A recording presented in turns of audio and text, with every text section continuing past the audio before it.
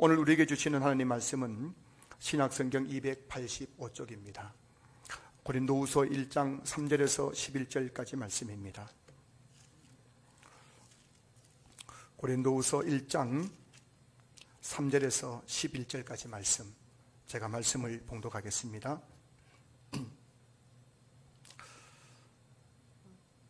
신약성경 285쪽 고린도후서 1장 3절에서 11절까지 말씀입니다. 찬송하리로다. 그는 우리 주 예수 그리스도의 하나님이시요 자비의 아버지시요 모든 위로의 하나님이시며 우리의 모든 환난 중에서 우리를 위로하사 우리로 하여금 하나님께 받은 위로로서 모든 환난 중에 있는 자들을 능히 위로하게 하시는 이시로다. 그리스도의 고난이 우리에게 넘친 것 같이 우리가 받는 위로도 그리스도로 말미암아 넘치는도다. 우리가 환난 당하는 것도 너희가 위로와 구원을 받게 하려는 것이요 우리가 위로를 받는 것도 너희가 위로를 받게 하려는 것이니 이 위로가 너희 속에 역사하여 우리가 받는 것 같은 고난을 너희도 견디게 하느니라. 너희를 위한 우리의 소망이 견고함은 너희가 고난에 참여하는 자가 된 것 같이 위로에도 그러할 줄을 알미라.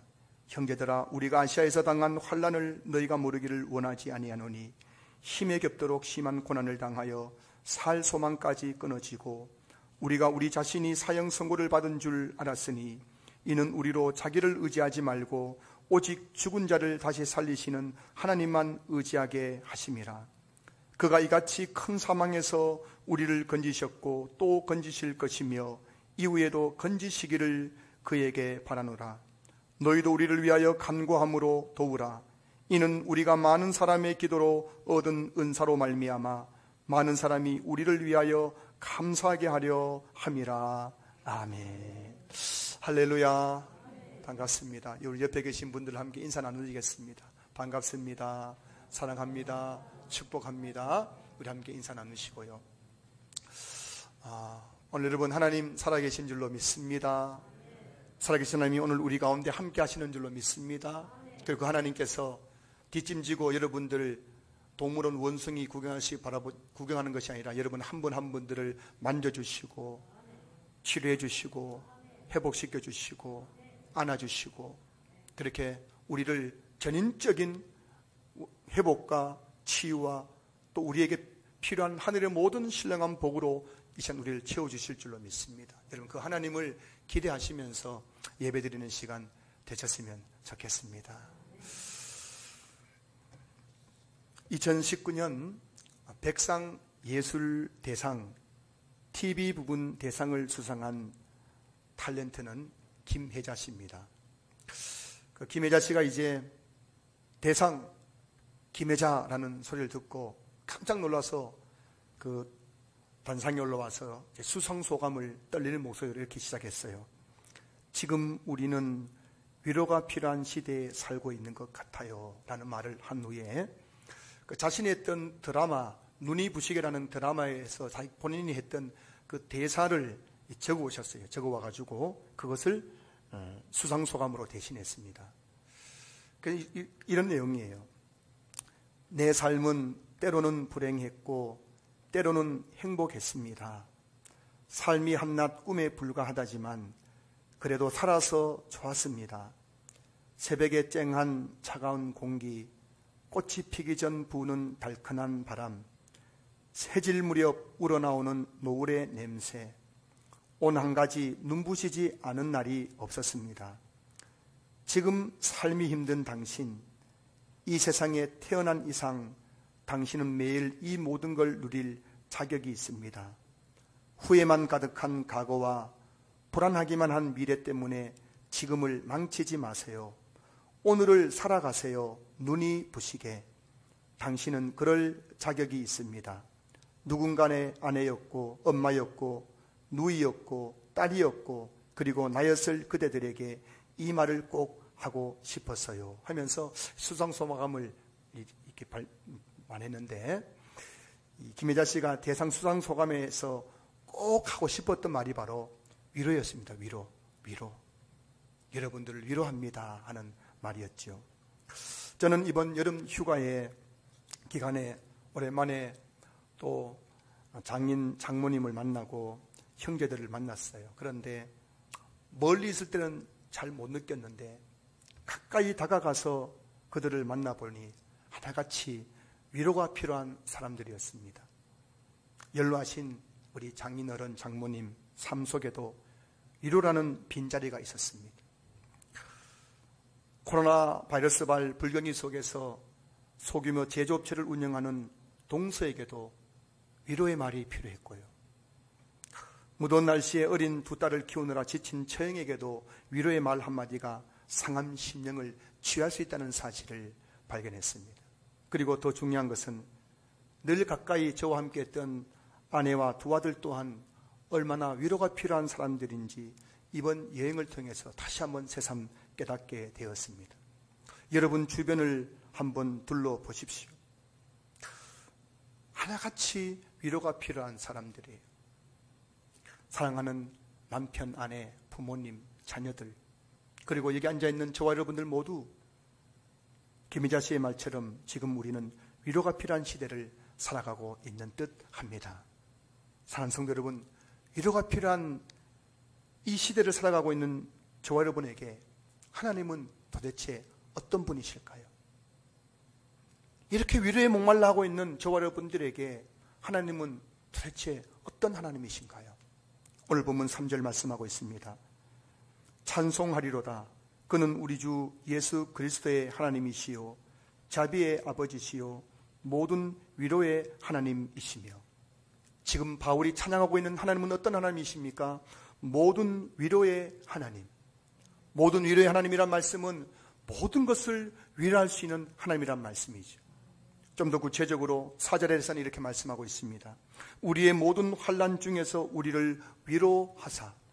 하나님은 인생을 살아가면서 겪게 되는 우리의 모든 환난 중에서 우리를 위로하실 수 있는 하나님이십니다.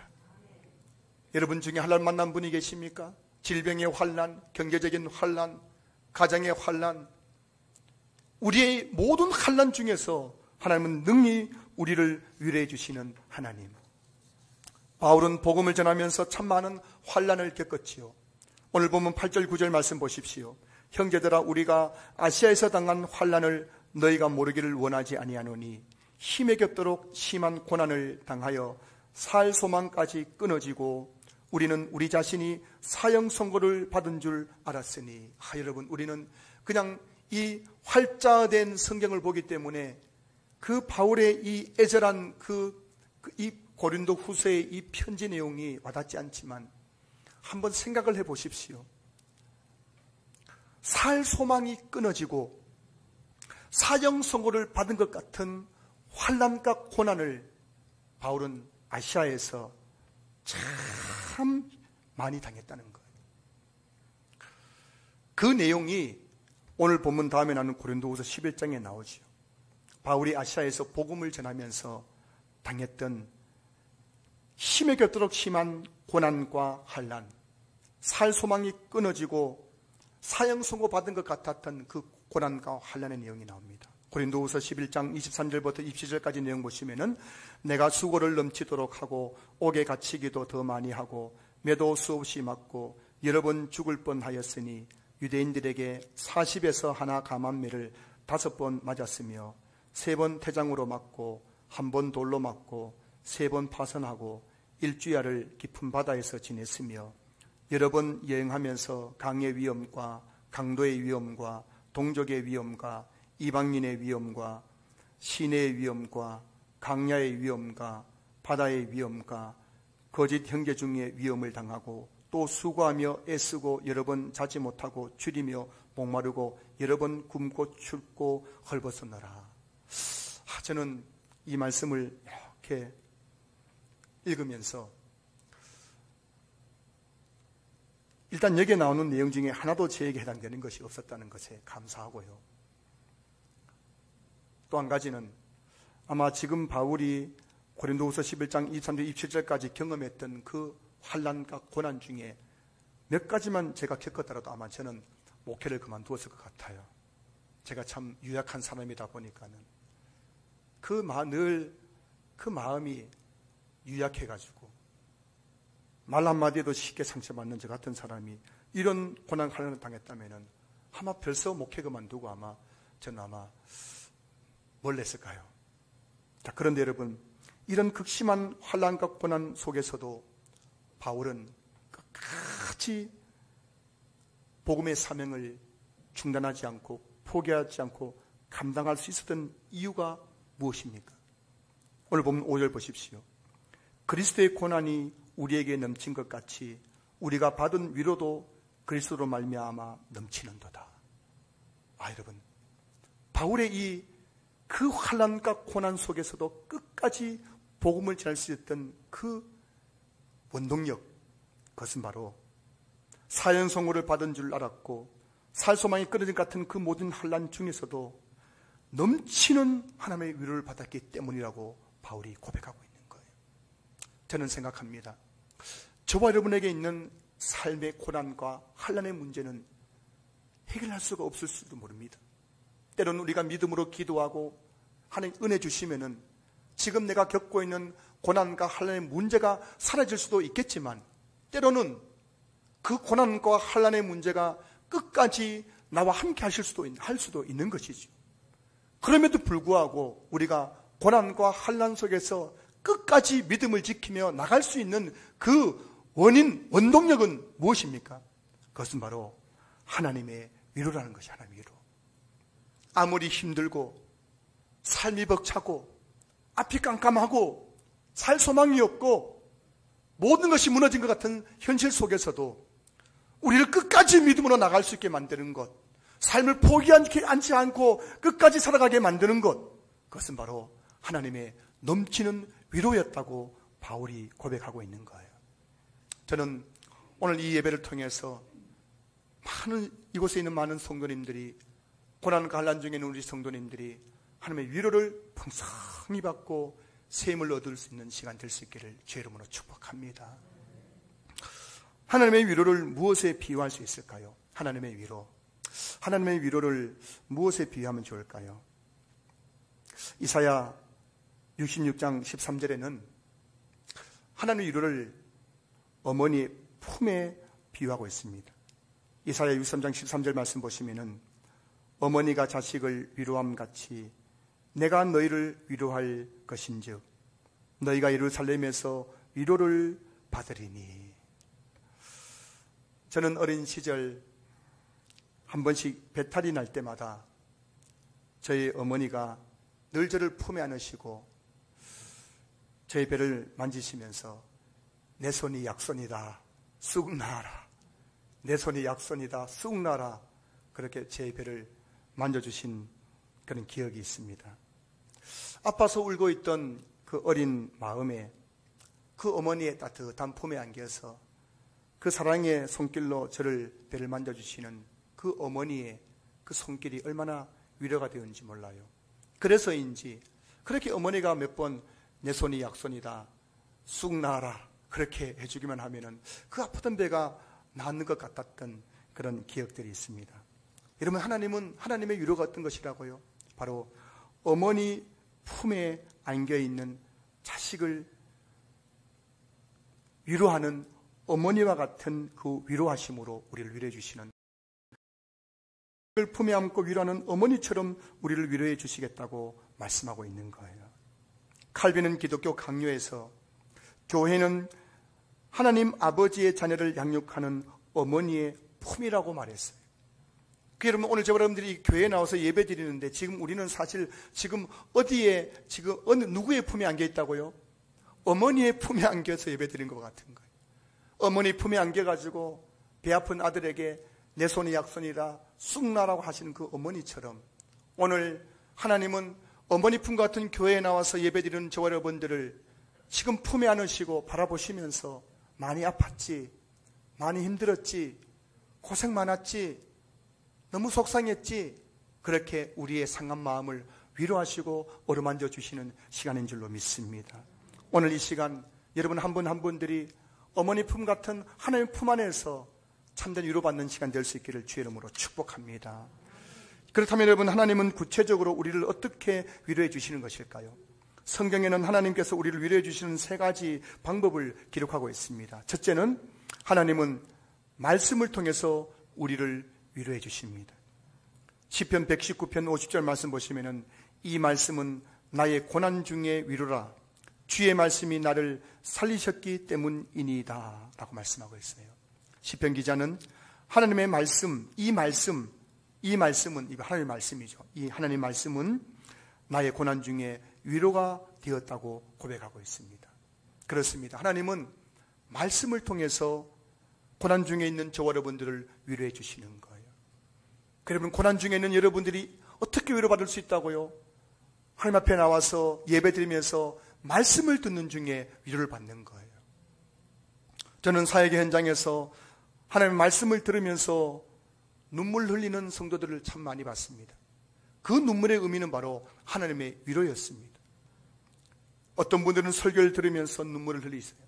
어떤 분들은 신방을 받으면서 눈물을 흘리십니다. 그 눈물은 하나님의 위로였습니다. 저는 신방할 때마다 기도합니다. 하나님, 이 성도님이 지금 이런 인생의 고난을 당하고 있는데 제가 어떤 말씀으로 위로하면 좋겠습니까? 그러면 그렇게 기도하면 하나님께서 그분에게 꼭 필요한 말씀을 생각나게 해주세요. 그래서 신방을 가서 그 말씀을 읽어드리고 잠시 전해드리면은 그 말씀이 성도님들에게 얼마나 위로가 되었든지 그렇게 눈물을 흘리는 분들을 참 많이 봤습니다. 한 번은 80 넘으신 장로님 부부를 신방한 적이 있어요. 이 장로님 부부는 이런저런 우여곡절 끝에 교회 근처로 이사를 오셔서 교회에 등록하셨어요. 신방을 앞두고 기도했습니다. 하나님, 연로하신 장로님 부부가 교회에 등록해서 신방을 갑니다. 어떤 말씀을 전하면 좋겠습니까?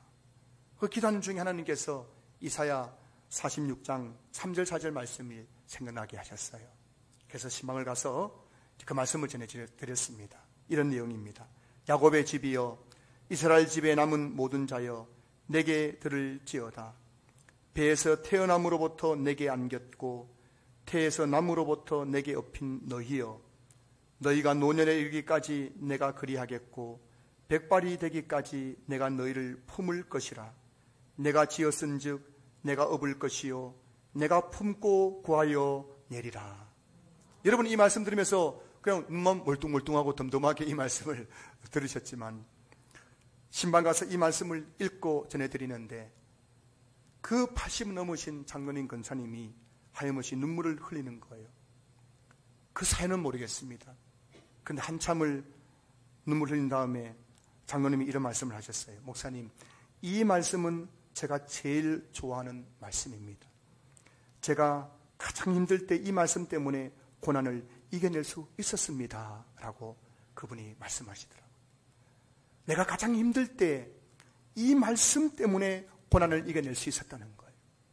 하나님은 때로는 말씀을 통해서 우리를 위로하시사 고난을 이겨내게 하시는 거예요. 여러분은 어디서 위로를 찾고 계십니까? 누구에게 위로를 구하고 계십니까? 모든 위로의 하나님, 우리의 모든 환난 중에서 우리를 위로하시는 하나님 말씀 안에서 위로를 찾는 성도들이 되시기 바랍니다. 어떤 분들은 교회 나와서 예배 드렸는데도 하나도 무슨 은혜도 안 되더라. 여러분, 하나님은 예배 중에 말씀 속에서 여러분을 위로하시는 분이에요. 여러분, 말씀에 귀 기울이시기 바랍니다. 말씀을 읽으시기 바랍니다. 말씀을 더욱 묵상하시기 바랍니다. 말씀을 더 많이 들으시기 바랍니다. 여러분, 그 말씀 속에서 하나님은 분명 여러분들을 위로하실 거예요. 여러분이 지금 어떤 고난을 당하든지 부활과 같이 환난과 고난 중에서도 하나님은 여러분들을 하나님의 말씀을 통해서 반드시 능히 위로해 주실 줄로 믿습니다. 두 번째로 하나님은 성령을 통해서 우리를 위로해 주십니다. 요한복음 15장 26절 말씀 보시면은 내가 아버지께로부터 너희에게 보낼 보혜사 곧 아버지께로부터 나오시는 진리의 성령이 오실 때에 그가 나를 증언하실 것이요. 성령을 가리켜서 보혜사라고 말씀합니다. 보혜사라는 헬라어 단어는 파라클레토스라는 단어인데 이 파라클레토스라는 단어는 파라칼레오라는 동사에서 파생된 명사예요. 근데 이 파라칼레오라는 뜻이 뭐냐면 바로 위로하다, 격려라는 뜻입니다. 그래서 여러분 성령님을 가리키는 이 파라클레토스, 보혜사라는 이 파라클레토스는 바로 뭐라고요? 위로하고 격려하시는 분이라는 거예요. 여러분 보혜사 성령은 지금 우리 안에서 어떤 일을 하고 계실까요? 여러분 성령님이 지금 어디 계십니까? 지금 어디 계실까요? 성령님이요. 성령님은 바로 여러분 안에 계십니다. 여러분 안에 계신 그 성령님 지금 여러분 안에서 뭘 하고 계실까요? 그분은 지금 파라칼레오, 여러분을 위로하고 격려하고 계신다는 거예요.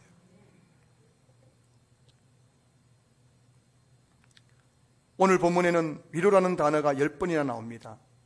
위로라는 이 헬라어 단어는 오늘 본문에 나오는 헬라어 성경 보면 단어는 파라클레시스라는 거예요. 파라클레시스라는 단어인데 이 단어는 보혜사라는 헬라어 단어 파라클레토스에서 유래된 단어인 거예요. 여러분 정신 차리고 한번 들어보세요. 이 보혜사, 성령을 가리키는 이 보혜사가 파라클레토스인데 이 위로라는 헬라어 파라클레시스는 보혜사라는 단어인 파라클레토스에서 유래된 단어라는 겁니다. 무슨 말씀인가요? 성령으로부터 파라클레토스이신 성령으로부터 파라클레시스인 위로가 나온다는 거예요. 성령으로부터 위로가 나오는 거예요. 위로가 나오는 거예요. 여러분들이 위로받고 싶으시지요? 근데 여러분들의 그 위로하시는 하나님의 방법이 뭐라고요? 여러분 안에 계신 성령을 통해서 여러분들을 위로해 주신다는 거예요. 저는 새벽에 기도할 때마다 성령의 위로를 경험할 때가 참 많습니다. 깊은 기도 중에 성령께서 저희 마음속에 말씀하십니다. 최 목사 힘내라. 최 목사 걱정하지 마라. 최 목사 두려워하지 마라. 그 성령께서 저희 마음속에서 위로의 음성을 들려줄 때가 참 많아요. 여러분 성령의 음성 듣는 것이 이상한 것이 아니라 성령 음성 듣지 못하는 것이 이상한 일이에요. 여러분 매일매일 삶 속에서 성령의 음성을 듣고 계십니까? 살아계신 성령님이 내 안에 계신 겁니다. 그 성령님은 파라칼레오, 위로하시고 격려하시는 분입니다. 그 살아계신 성령님이 내 안에 계신데 그분이 내 안에서 지금 나에게 지금 위로하고 격려하고 있는 거예요. 최 목사 힘내라. 아무개 힘내라. 내가 너와 함께한다. 내가 너를 도와준다. 위로하고 있는 거예요. 그러니 여러분 성령의 음성을 듣는 것은 지극히 정상적인 그리스도인의 신앙생활인 거예요. 여러분들도 성령의 음성 듣기를 삼할 수 있기를 주님으로 축복합니다. 이게 무슨 이상한 일이 아니에요. 기도원에서 일어난 일들이 아닙니다. 오늘 저 여러분들 평범한 그리스도인의 삶 속에서 이 성령의 음성이 들려야 되는 거예요. 그래야 여러분들이 이 힘든 세상을 이겨낼 수 있는 거예요. 어디서 위로받는단 말입니까? 누구에게 위로받는단 말입니까? 남편입니까? 자식입니까? 아내입니까? 부모입니까? 성령께서 내 마음속에서 새벽마다 저녁마다 위로하는 그 음성을 들을 때에 우리는 이 고난 많은 세상을 넉넉히 바울처럼 이겨낼 수 있는 것입니다.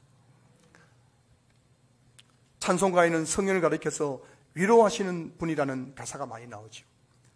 오늘 봤던 찬송가 10장 2절 가사에도 위로의 성령이라고 해요. 위로의 성령. 찬송가 13장 3절 보시면은 성도를 돌보시고 위로하는 주 성령 우리 마음에 임하시어. 성도를 돌보시고 위로하시는 주 성령. 찬송가 17장 3절 보시면은 위로의 성령님 우리 마음에 늘 함께 계시오니 큰 힘이 됩니다. 무엇 때문에 힘이 된다고요? 날마다 내 안에서 위로하시는 성령님이 내 마음에 계시기 때문에 큰 힘이 된다는 것. 찬송가 187장 1절 비둘기같이 온유한 은혜의 성령 오셔서 거친 맘 어루만지사 위로와 평강 주소서. 교회 나올 때에는 얼마나 우리 마음이 거칩니까? 얼마나 우리 마음이 황량합니까? 근데 와서 예배 드리는 가운데 위로의 성령께서 말씀을 들을 때에 기도할 때 찬양할 때 우리 마음을 어루만져 주셔서 위로해 주시기 때문에 우리 마음이 참된 평화와 안식과 기쁨을 회복할 수 있는 것이잖아요. 그런데 여러분, 성령님은 인격적인 분이시기 때문에 우리를 인격적으로 대하십니다. 성령님은 크게 소리 지르지 않습니다. 성령님은 늘 부드러운 음성으로 우리에게 말씀하셨어요. 성령님은 앙칼진 소리로 빨리 일어나! 라고 소리 지르는 엄마와 같지 않습니다. 성령님은 늘 부드럽게 부드러운 음성으로 우리에게 말씀해 주세요. 그래서 우리가 너무 시끄럽고 분주하고 바쁘게 살아가면 성령의 음성을 들을 수가 없습니다. 현대 사회의 문제점이 무엇입니까? 너무 시끄러워요. 세상의 소리가 너무 시끄럽고 시끄러운 소리 들을 수 있는 것들이 너무 많아요. 휴대폰 어디 가냐 그냥 소리가 시끄러운 소리가 들려오잖아요. 그리고 너무 바쁘고 분주합니다. 그래서 요즘은요, 성령의 음성을 듣는 것이 희귀한 시대가 되어버린 거예요. 사실은 저와 여러분들이 매일매일 삶 속에서 성령의 음성을 듣고 그 성령의 음성으로 고단한 우리 인생에 힘을 얻고 위로받으며 살아가야 되는데 너무 시끄러우니까요. 너무 바쁘고 분주하니까요. 날마다 우리에게 말씀하시는 성령의 그 위로의 음성을 듣지 못하는 거예요. 그러니까 맨날 지치고 힘들고 인생이 괴로운 거예요. 사랑하는 성도 여러분, 여러분에게 위로가 필요하십니까? 그렇다면 분주하고 시끄러운 일상의 삶에서 잠시 벗어나 조용한 시간을 가져보시기 바랍니다. 이게 바로 휴가예요, 휴가. 이게 바로 피서예요, 피서. 내 안에 있는 죄를 회개하고 조용한 곳에서 담담히 주님을 묵상할 때 내 영혼 깊은 곳에서 말씀하시고 위로하시는 성령의 음성을 듣게 될 것입니다. 저는 우리 신앙교회 성도님들의 삶에 있는 고난의 문제를 제가 해결해 줄 수 없지만, 그러나 여러분, 그 고난 속에서도 여러분들이 넉넉히 그 고난을 이겨낼 수 있는 방법이 있는데, 그것은 바로 매일매일 삶 속에서 내게 위로하시고 격려하시는 성령의 음성을 듣는 거예요. 그래서 우리 모든 성도님들이 고난 많은 세상 속에서도 그 성령의 위로하심을 통하여 바울처럼 끝까지 믿음의 경주를 달려갈 수 있기를 주 이름으로 축복합니다. 마지막 세 번째, 하나님은 사람을 통해서 우리를 위로해 주시지요. 오늘 본문 4절 보십시오. 우리는 모든 환난 중에서 우리를 위로하사 우리로 하여금 하나님께 받은 위로로서 모든 환난 중에 있는 자들을 능히 위로하게 하시는 이시로다. 하나님은 환난 중에서 우리를 위로해 주시고 그 위로받은 우리를 통해서 환난 중에 있는 다른 사람들을 위로하게도 하시는 분이십니다. 하나님은 사람과 사람을 통해서 서로를 위로하라고 그렇게 말씀하고 있는 거예요. 가족들, 아내와 남편은 평생 원수가 아니라 서로를 위로하는 존재예요. 부모와 자녀, 서로 위로하는 존재인 거예요. 오늘 저 여러분들 신앙교회라는 그 성도의 그 모임은 서로를 위로하는 모임이란 것입니다. 바울을 보십시오. 6절 말씀 보시면은 우리가 환난 당하는 것도 너희가 위로와 구원을 받게 하려는 것이요 우리가 위로를 받는 것도 너희가 위로를 받게 하려는 것이니. 바울은 환난 중에 하나님의 위로를 받았어요. 넘치는 위로를 받았습니다. 그리고 지금 환난 중에 있는 고린도 교회 성도들을 위로하고 있는 거예요. 이게 바로 저와 여러분들의 모습이 되어야 될 줄로 믿습니다. 교회에 나와서 정말 고난 중에도 하나님 위로를 받는 거예요. 그 위로를 받고 집으로 돌아가서 고난 중에 있는 가족들을 위로해주고, 고난 중에 있는 직장 동료들을 위로해주고, 고난 중에 있는 지체들을 위로해주는 것, 이게 바로 저와 여러분들이 해야 될 일인 것이죠. 교회는 어떤 곳일까요? 교회는 성도들이 서로를 위로해주는 곳이에요. 먼저 하나님의 위로를 받은 성도들이 환난 중에 있는 다른 지체들을 위로해 주는 것, 그것이 바로 하나님께서 이 땅에 교회를 세우시는 목적인 거예요. 찬송가 208장 4절에는 성도의 교제와 교회의 위로와 구주와 맺은 언약을 늘 기뻐합니다 라는 가사가 나와요. 보십시오. 교회란 성도의 교제와 교회의 위로가 있는 곳이에요. 무슨 말입니까? 교회는 성도들이 서로 교제하면서 서로 위로하는 곳이라는 말씀인 거죠. 우리 신앙교회가 성도의 교제와 교회의 위로가 충만한 교회가 될 수 있기를 주의 이름으로 축복합니다. 한 번은 어떤 분이 찾아와서 상담을 한 적이 있습니다. 이분은 교회에서 큰 상처를 받고 지금 교회를 떠나 있는 분인데 이제는 교회 가는 것이 두렵대요. 어느 교회 등록해서 그 교회 성도가 된다는 것이 두렵답니다. 이분이 오랜 시간 동안 저에게 그동안 상처받은 말씀을 하시면서 이런 말씀을 하셨어요. 목사님, 교회에서 단 한 사람이라도 제 말에 공감해 주었다면 제가 이렇게 교회를 떠나지는 않았을 것입니다. 제가 교회에서 무슨 말만 하면 아내도 목사님도 구역원들도 남자 내원들도 하나같이 당신이 틀렸어, 네가 잘못된 거야 라고 말하더란 것입니다. 단 한 사람입니다. 너무 마음이 상해서 그만 교회를 떠난 거예요. 단 한 사람이에요. 단 한 사람. 단 한 사람이라도 내가 말할 때 공감해주고 당신 말이 맞아 라고 말했더라면 내가 이렇게 상처받고 교회를 떠나지 않았을 것이라는 거예요. 오늘 여러분들 이야기 아닙니까? 교회는 어떤 곳이라고요? 교회는 성도의 교제와 교회의 위로가 가득한 곳이 바로 교회인 거예요. 고난 속에서 하나님 위로받은 성도들이 다른 사람의 고난 가운데는 다른 사람을 품어주고 안아주고 격려해주고 공감해주고 위로해주는 것, 이게 바로 교회란 거예요. 저는 우리 신한교회가 성도의 교제와 교회의 위로가 충만한 교회 될 수 있기를 다시 한번 주의 이름으로 축원합니다. 여러분들이 그런 교회를 꿈꿀 수 있기를 주의 이름으로 축복합니다. 여러분 가운데 고난 중에 한 위로를 경험한 분이 계시다면 고난 중엔 다른 사람 보면서 기도 더 해, 예배 잘 드려, 이렇게 말하지 마시고 다가가서 많이 힘들지, 많이 아프지 위로해 줄 수 있기를 주님으로 축복합니다.